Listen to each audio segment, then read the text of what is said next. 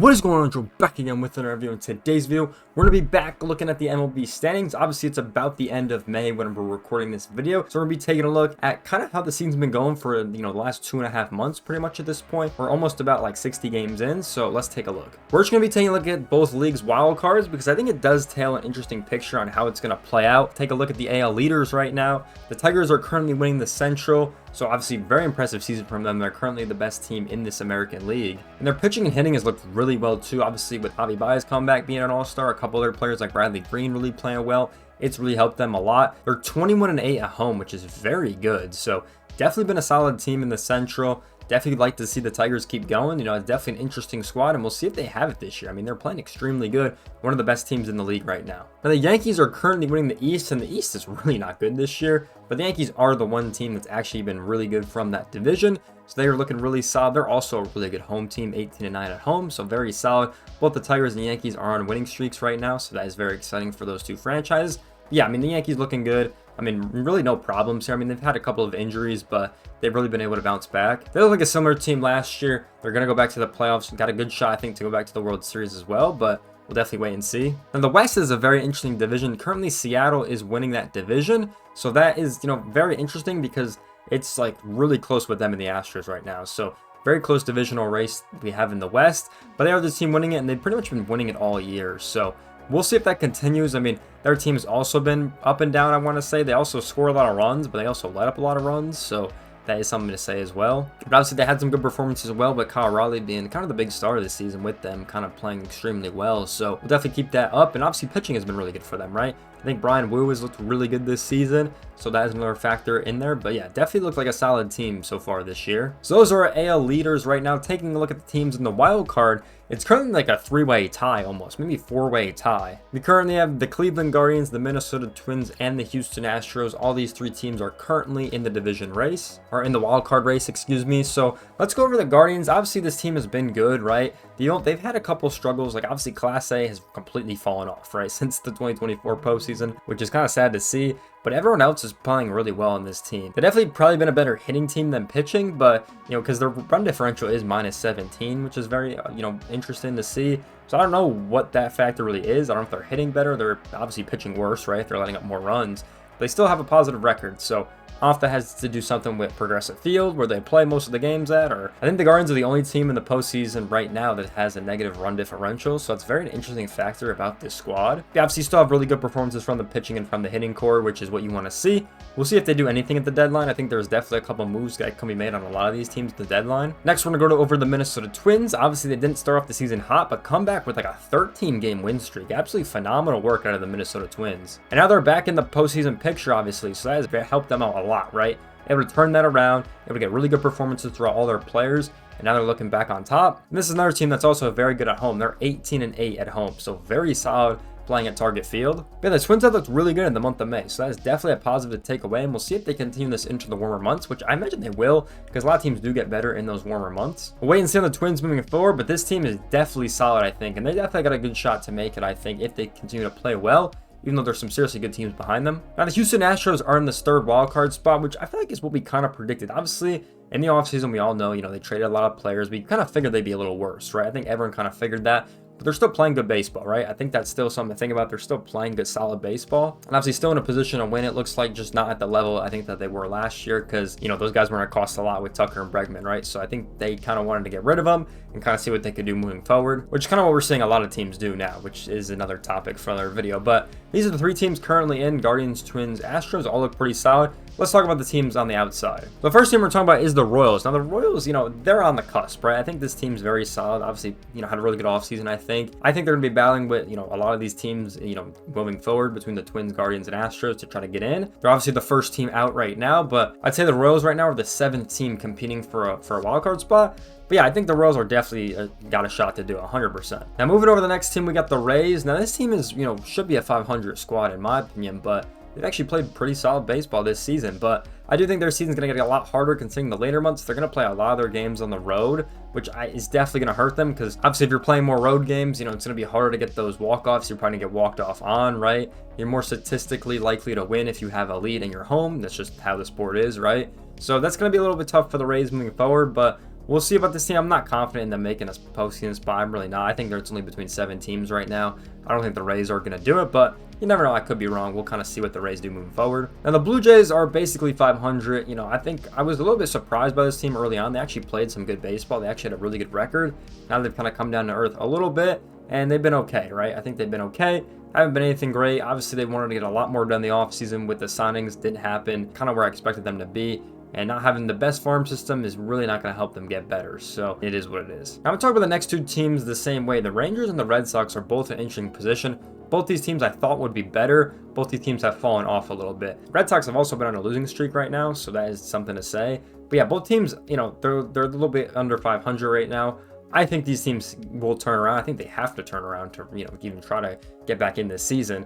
But I think they will turn around, only a couple games under. I don't think it's the end of the world. If they start, you know, losing some series and it gets bad, then there's no shot for these teams. But we'll wait and see. I do think they can turn around. I think both the Rangers and Red Sox are solid squads, especially the Red Sox with the production they've gotten out of that team. It's been an interesting season for them. The Rangers, you know, they've lost a lot of games that they shouldn't, but a lot of their problems is on the hitting side. So that's where the Rangers are kind of falling short. I'm pretty sure they have like the least amount of scored runs in the league right now. Yeah, if you look at runs scored, they're only beating 2 teams, which is the Pirates and the Rockies. So the hitting side is definitely a problem for the Rangers. So they might address that in the trade deadline. I mean, Jock Peterson hasn't helped either. So I don't know. We'll see out the Rangers side, but the Red Sox, I think, can turn around for sure. Now, we're going to talk about the last 4 teams together. The Angels, Athletics, Baltimore, and the White Sox. All these teams are definitely probably out of it at this point, especially with how many games back there are. The White Sox are the worst team in the American League. Not going to happen. Another bad season, but it's not like we were expecting anything. I think everyone expects this White Sox team to be better than they were last year, which is a positive for the franchise. The Orioles' fall off is definitely one that's got to be studied. It's very interesting how they've been playing. I mean, they've obviously let up so many runs. I think they have one of the most let up runs in the league. Like, they've already let up over 300 runs, which is insane to think about. I mean, that is a lot. The only teams that have let up more runs is the A's and the Rockies, and then it's Baltimore. So that's pretty bad. The pitching has not been good. Obviously, they tried to get Corbin Burns, but that didn't work out, and they didn't really sign a good another free agent pitcher. So obviously, they just gotten worse, and no one's really performing well in that rotation. And that's where a lot of the struggles have been, honestly. I think the hitting's been okay. Hasn't been great, but if they were pitching great, then this team could be good. But yeah, it's not happening. The pitching's been horrible for this team, and they're going to continue to struggle as they move forward. I don't think they could save this season, figure out in next offseason on where they could go, because they obviously have talent, right? I mean, the rookies have been good. All of them have been on the field and been hitting, right? It's just the pitching side where they're struggling, which a lot of franchises are dealing with, right? So definitely interesting to think about. They're going to continue to struggle for sure, and it's not going to be a fun year. The A's have fallen off a lot. They've been on a lot of big losing streaks, which hasn't been ideal for them. And they also haven't been playing well in Sacramento. They're actually 9-19 in Sacramento. Yeah, it's kind of chalked from this time out. They were looking good at the beginning of the month, but yeah, they've fallen off pretty dramatically. Not going to be their season, obviously, but yeah, that's kind of tough for them. The Angels have been playing somewhat better. They are on a losing streak right now, but they've been playing decently good. They started the season off well, kind of falling off, and now they're kind of okay. I mean, they're a little bit under 500. We'll see if they turn around. Once again, I'm not expecting anything great from them. They did just get Mike Trout back, though, so that is definitely exciting, but we'll see what they could do moving forward, but not too confident in the Angels to really turn around. So that's the whole American League right there.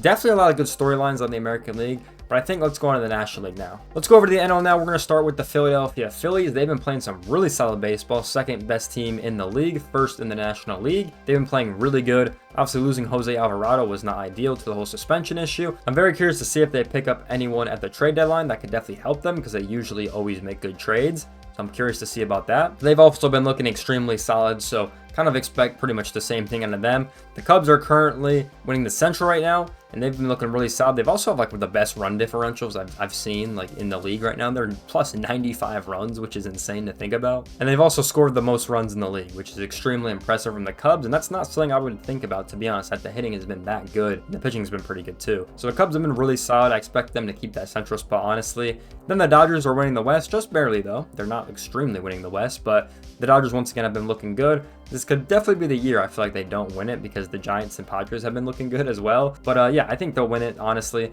I don't think they'll have two troubles. I think these NL leaders will probably stay the same. The Mets are the question mark, same with the Padres, but we'll kind of wait and see. Then moving to the NL wildcard, obviously the Mets are the first team in the NL wildcard. Once again, this team has been really solid. Obviously, they've been clutching up a lot at home, which is where a lot of their wins have come from. They're currently 21-7 at home, which I think is one of the best records we've seen in the league at home currently. this season. So that's definitely a good positive for them. The road record is not the same, not good on the road. They're 13 and 15, so that is definitely something to think about. Obviously, they've been playing good when it mattered, and I think this Mets team is definitely solid. I definitely could see them making the playoffs 100%. I think they're definitely good enough to. I know everyone's been like bashing that Soto signing, but besides for him, they made really good moves in the offseason with the pitching, which I think has kind of been underrated in my opinion. Considering this team has let up like the least amount of runs in the league right now, they're only let up 186. And that is definitely way under than what a lot of their teams are letting up. So the Mets definitely a solid team. Let's go over the Padres now. They've also been really good as well this season. Currently has that second wild card spot.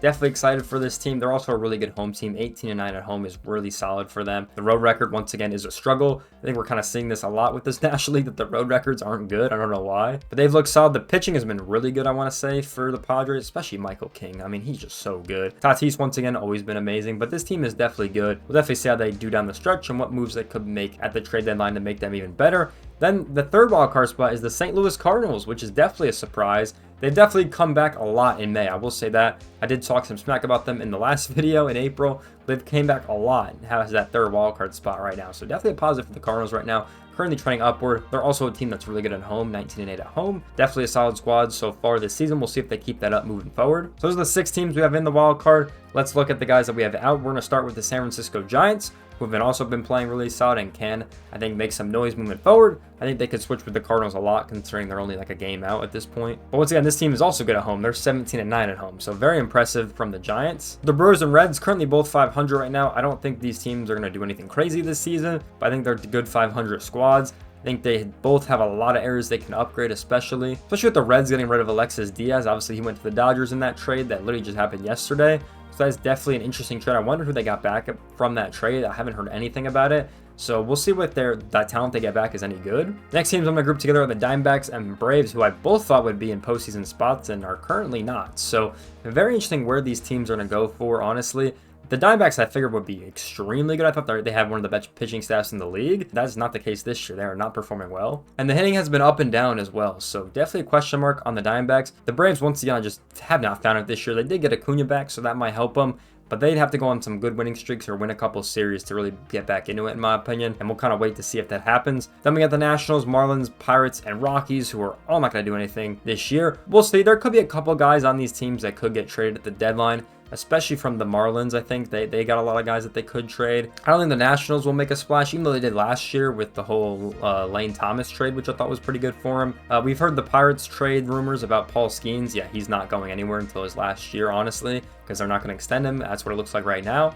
But he's not getting traded. I mean, the Pirates can argue like a bag for him. You know what I mean? They could argue like 2 superstars and then 3 prospects probably. So he's not going to go anywhere. And then I don't think anyone wants the Rockies players. So that is the National League right there. Pretty solid. I think there are some really good storylines in this league too, with who's going to make it, who's going to be out, but I think the National League might be a little bit more clear. Once again, both leagues have about 7 teams, I think, that can really compete. But I hope you guys enjoyed this video. Let me know in the comment section down below where your team's at. Is your team currently winning division? You guys in the postseason? Are you out? Let me know kind of where your team's at and how they're doing. But I hope you guys enjoyed these update videos. Make sure you guys like, comment, subscribe. When that being said, I'll see you guys in the next one. Peace out, everyone.